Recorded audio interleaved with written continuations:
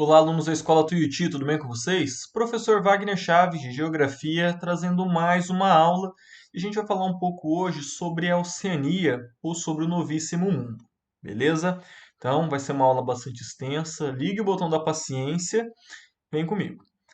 Antes de começar a aula, eu gostaria de deixar um recado. Nós estamos encerrando o nosso segundo bimestre. Então, se você tem alguma pendência, algum trabalho, alguma atividade que ainda não enviou, peço para que estejam me enviando o mais rápido possível para que eu possa fazer a correção e lançar a nota de vocês. Tá? Se você não sabe, professor, eu tenho uma dúvida, não lembro se eu enviei, envie um e-mail me perguntando e eu vou ter o prazer de responder. Tá? Mas eu peço que vocês me procurem então, caso tenha alguma pendência. Beleza? Agora, sem mais delongas, vamos falar então sobre a Oceania. Bom, pessoal, a Oceania também é conhecida como o Novíssimo Mundo. Bom, a América é o Novo Mundo, com a descoberta ali do Pedro Álvares Cabral e do Colombo, e a Oceania, o Novíssimo Mundo, porque ela foi a última grande porção de terra descoberta. Ela foi descoberta só em 1770, com o marinheiro britânico James Cook, quando ele chegou na Austrália. Já se sabia que provavelmente existiriam terras ao sul, tá? Tanto que Austrália vem de austral e significa literalmente terras do sul. Mas ainda não nenhum marinheiro, nenhuma marinha tinha reivindicado essas terras para si. E o primeiro então foi o britânico James Cook. Bom, a principal característica que eu posso dar do continente da Oceania, como um continente de forma geral, é que ele é um continente insular. Insular, pessoal, é ilhas. Né? Então, a Austrália é uma ilha gigantesca, Nova Zelândia, Papua Nova Guiné e todas as outras aglomerados de ilhas que nós chamamos de arquipélagos que existem ali no continente da Oceania. Então, ali, entre esses arquipélagos, a gente pode mencionar Micronésia, Melanésia e Polinésia. Então, às vezes tem aquele desenho, é a Polinésia Francesa. Já estão sabendo aí onde fica a Polinésia, Tahiti, que é um lugar muito procurado. Não estou falando Haiti, Tahiti, que estão ilhas paradisíacas muito procuradas aí para ter lua de mel e várias outras ilhotas que nós temos ali entre o Oceano Pacífico e o Oceano Índico, tá bom? Então, principal característica, um continente totalmente insular, ilhas e ilhas e ilhas para todos os lados, tá? Então, devido a essa característica, praias, cercado pelo oceano, clima tropical na grande parte dessas ilhas, exceto ali na Nova Zelândia, que tem um clima temperado, a gente pode observar que boa parte da economia da Oceania, sobretudo dessas microilhas, é baseado no turismo. Então, são cenários paradisíacos. No livro de vocês menciona o Gauguin, que é um pintor francês que foi para Tahiti, pintou as paisagens do Tahiti. Então, esse é o foco da economia. Lembrando também que eles são produtores de alimento, normalmente para o mercado interno. Então, são produtores de alimentos para eles mesmos. Em alguns desses países tem uma produção de petróleo, gás natural, retirado de plataformas no oceano, tá? Na Austrália, a gente consegue observar uma economia um pouco mais diversificada, até pelo seu tamanho. Então, a gente consegue desde encontrar conglomerados internacionais, multinacionais, sobretudo empresas de mineração. Tá? A Austrália é um país que tem muitas riquezas minerais. Tá? Agora falando sobre a geologia. A Oceania ela tem uma geologia que é bastante ativa. Por que que eu digo isso? Vocês já ouviram falar do Círculo de Fogo do Pacífico? Então observem esse mapa aí. Nós temos uma mancha vermelha que sai aqui do Chile, na América do Sul, passa pela América Central, México, Estados Unidos, toda a costa oeste, ah, vai ali para o Japão, desce o Sudoeste Asiático, pega aquelas várias ilhas ali do Pacífico e Oceania e Índico e vem até a Nova Zelândia. Esse é o Círculo de Fogo do Pacífico. é uma área de encontros de placas tectônicas, um encontro bastante ativo dessas placas.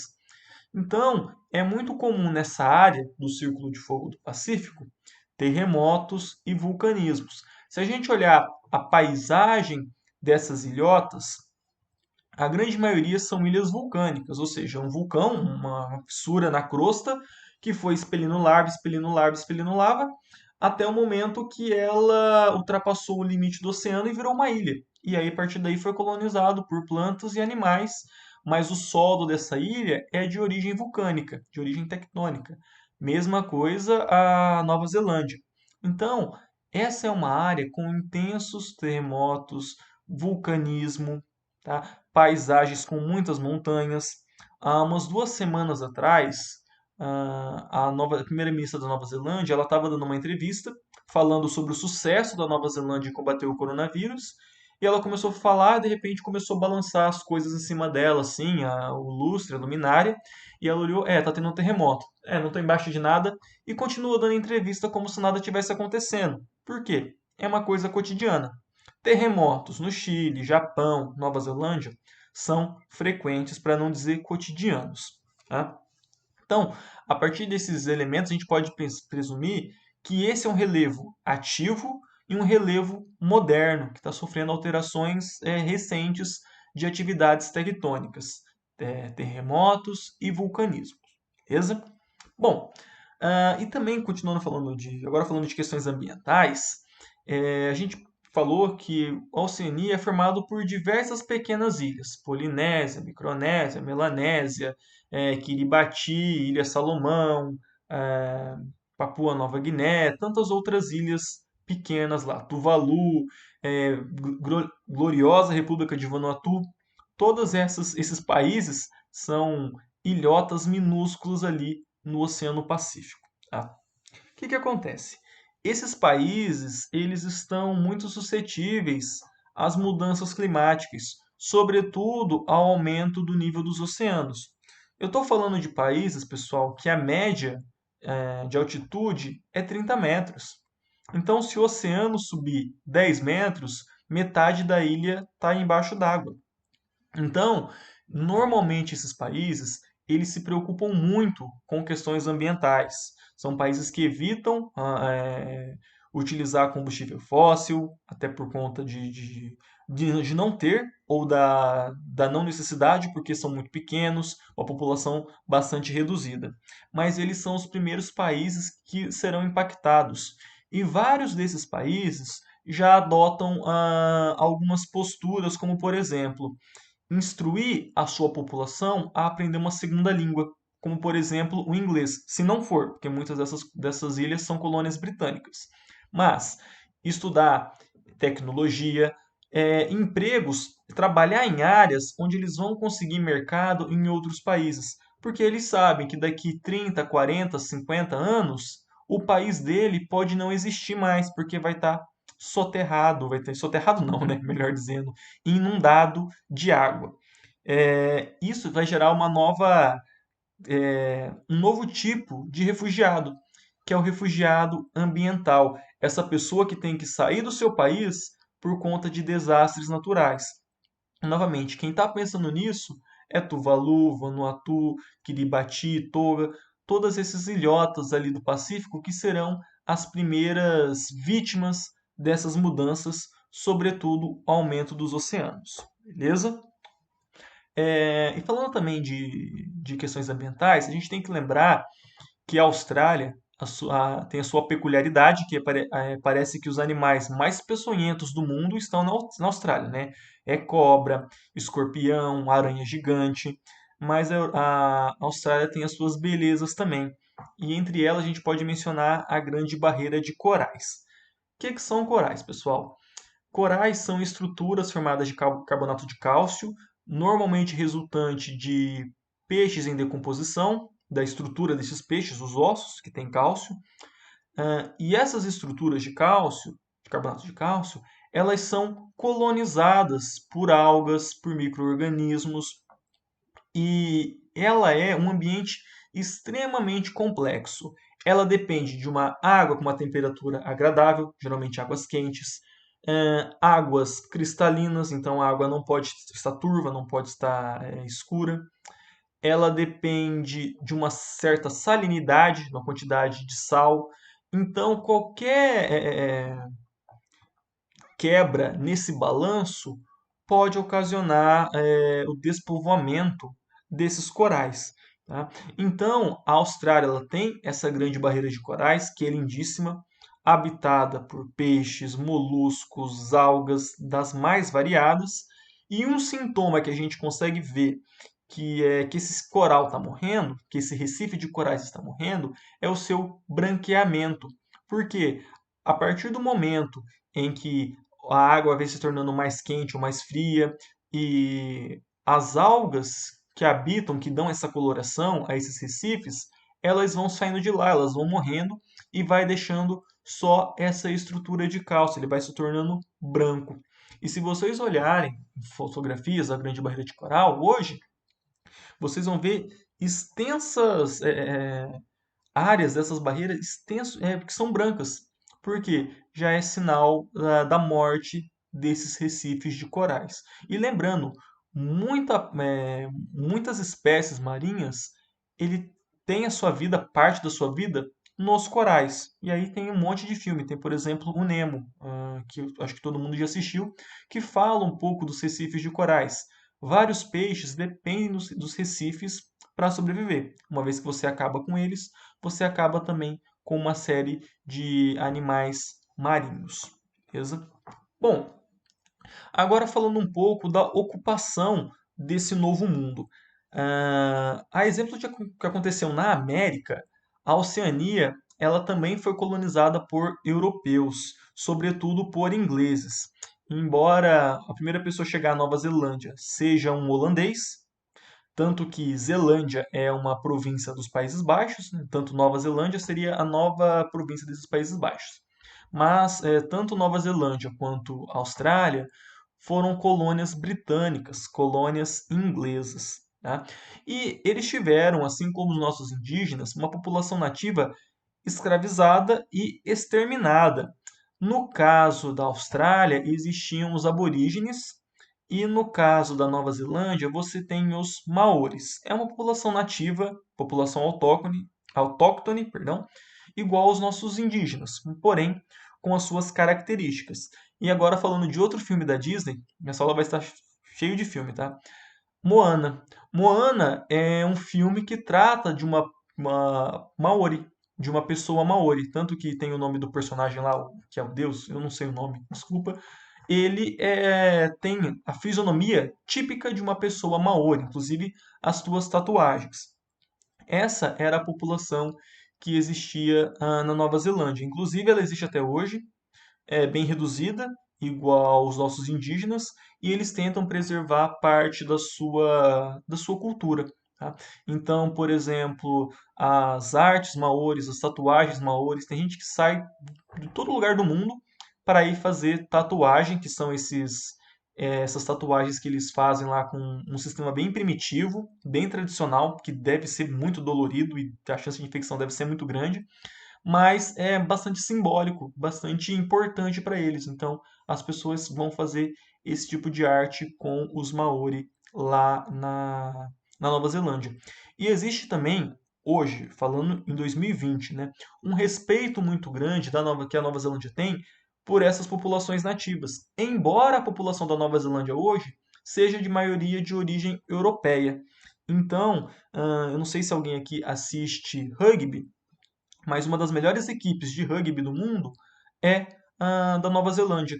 E antes de cada jogo, eles fazem uma dança, o haka, que é uma dança ritualística dos Maori. Né? Inclusive, se quem tiver a curiosidade, olhar no YouTube, tem várias versões dela. Se eu estivesse jogando qualquer coisa com alguém, seja vôlei, xadrez, basquete, e alguém fizesse essa dança, eu me daria por vencido, porque dá muito medo. Tá? Fica para vocês procurarem aí. Tá? Bom, pessoal, agora falando um pouco da ocupação da Austrália, então. Né? A ocupação da Austrália, ela começou como colônia penal da Inglaterra, olha só. Então, aquelas pessoas que eram presas na Inglaterra, tinham cometido algum crime, elas eram enviadas para a Austrália como punição. Então era basicamente um cadeião da Inglaterra. Porém, com a descoberta de ouro, ela fez com que muitos ingleses se mudassem para a Austrália. E a Austrália ela foi colônia britânica até 1900. Depois ela declarou sua independência, mas ela ainda faz parte da Commonwealth. A Commonwealth é uma comunidade de países que foram colônias britânicas e olha só que ainda tem a rainha Elizabeth II como é, um símbolo. Ela não é uma rainha de fato, mas ela tem esse poder simbólico. Então, por exemplo, a rainha Elizabeth II é rainha do Reino Unido, Inglaterra, Escócia, País de Gales e Irlanda do Norte, mas também é rainha do Canadá, é também rainha da Austrália, é também rainha da Nova Zelândia. Tá? Mas isso tudo muito simbólico, tá, gente? Ela não tem nenhum poder de fato nesses lugares, é tudo simbólico, beleza? Bom, e falando um pouco da paisagem, né? A Austrália, ela é o sexto maior país do mundo. Então, atrás aí do Brasil, Rússia, Estados Unidos, China. E isso implica em uma diversidade de paisagem muito grande. A gente pode falar desde cadeias montanhosas que nós temos na Austrália, temos a Grande Barreira de Corais, temos também o deserto australiano, um grande deserto, aliás, um dos maiores do mundo, que envolve boa parte do que é a Austrália. Então, quando a gente olha a população da Austrália, salvo engano, são 22 milhões de habitantes, estou falando de cabeça aqui, tá? A gente vai ver que todos eles estão localizados ali na borda da Austrália, estão no litoral, estão em Sydney, estão em Canberra, que são cidades litorâneas, tá? O interior da Austrália como um todo, ela é toda, quase toda em um grande deserto, beleza? E a economia da Austrália, ela é bastante diversa e uma das maiores do mundo. Então, primeiro, nas características populacionais. A Austrália é um país formado de imigrantes. Um a cada quatro australianos não nasceram na Austrália. Então, eu sei que na própria escola, Tuiuti teve alunos que vieram da Austrália, que os pais moraram na Austrália, fizeram intercâmbio na Austrália, porque é um país de imigrantes.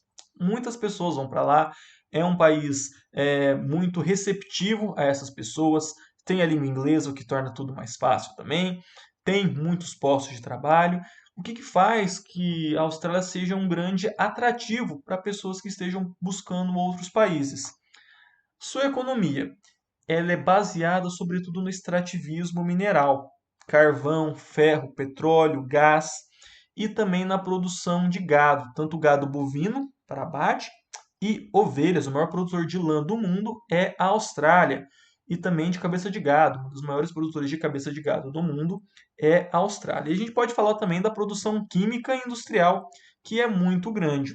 Então, é um país culturalmente muito diverso, economicamente muito diverso também.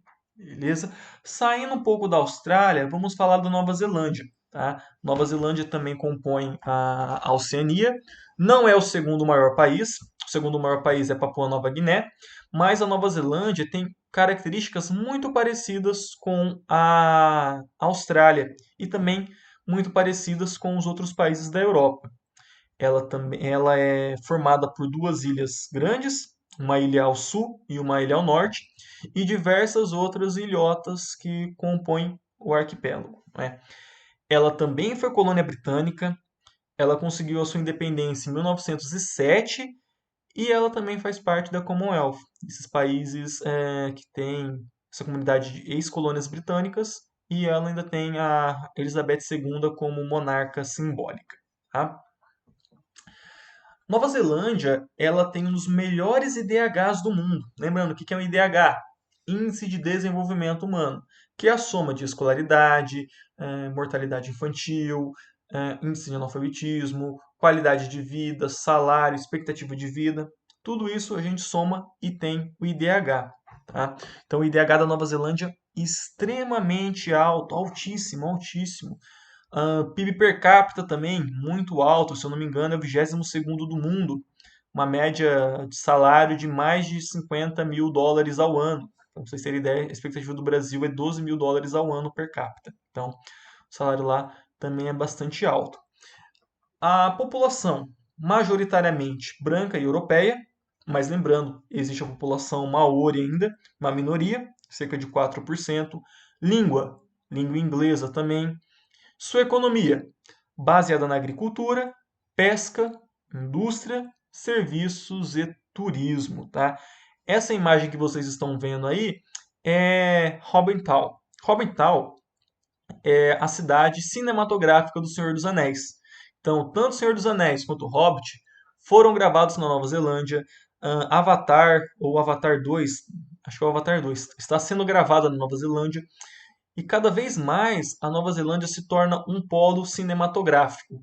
Não próprio, porque as indústrias, na verdade, saem dos Estados Unidos e vão para a Nova Zelândia. E vão gravar lá, aproveitar o cenário, que a paisagem da Nova Zelândia é fantástica, lindíssima.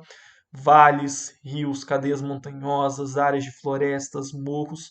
Então, eles vão para lá aproveitar esse cenário. Tá? E só uma coisa, vários milionários do mundo estão comprando terras na Nova Zelândia, porque a ideia é que a Nova Zelândia vai ser um dos países menos afetados por possíveis mudanças climáticas. É uma ilha, vai sofrer um pouco ali com o aumento do mar, sim, porém ela tem uma densidade populacional muito pequena, então tem áreas quase com vazio demográfico, áreas que têm um solo bom, relevo legal, áreas próximo à fonte de águas. Então, vários milionários do mundo estão planejando aí o seu lugarzinho na Nova Zelândia, caso aconteça um apocalipse. Beleza, pessoal? Eu vou ficando por aqui. Peço que vocês fiquem em casa, que vocês lavem as mãos, que vocês cumpram a quarentena certinho, ainda mais nesses momentos de férias. Tô com saudade de dar aula para vocês, de ver vocês presencialmente, poder conversar com vocês.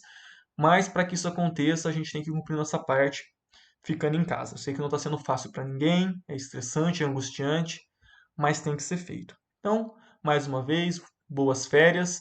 Quem tem alguma pendência, por favor, me envie o mais rápido possível. Um abraço e até mais.